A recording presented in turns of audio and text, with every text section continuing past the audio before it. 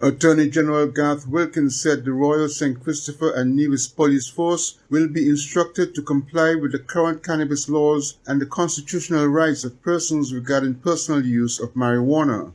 Attorney General Wilkins was a guest on the 31st August Island Tea, a program aired on Win Media SKN, where he referenced the Ras Sankofa case and its outcome.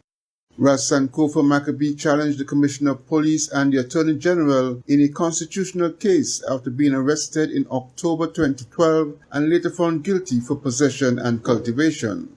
Ras Sankofa appealed the case and won on the grounds that his rights under the Constitution of St. Kitts and Nevis were contravened by the police.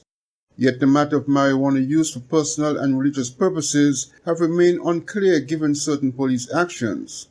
The Attorney General was clear, however, of the needed course of action. General use, which the court found a few years ago in the Ras Sankofa case. Right.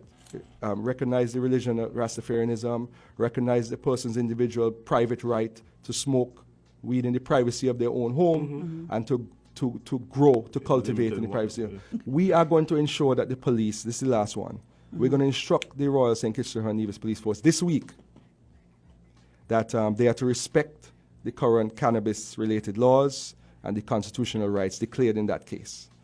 Because there's been a lot of debate. Persons have come to me and saying, we want the police to enforce what the law currently is.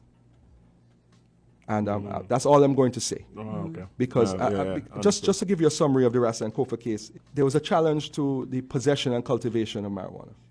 And some other personal matters related to the actual applicant. But what the court decided in relation to cultivation and possession is that blanket criminal provision for possession and a blanket criminal provision for cultivation is unconstitutional.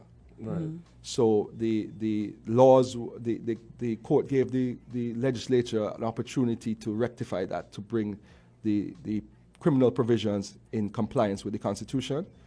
That was partially done. But I can't say any more on that because I don't want any cases to be flooding the chambers. But we're going to inform the police force, and this was a decision from Cabinet, that they need to enforce what the law is. So there will be no uprooting of trees in backyards from this week onwards.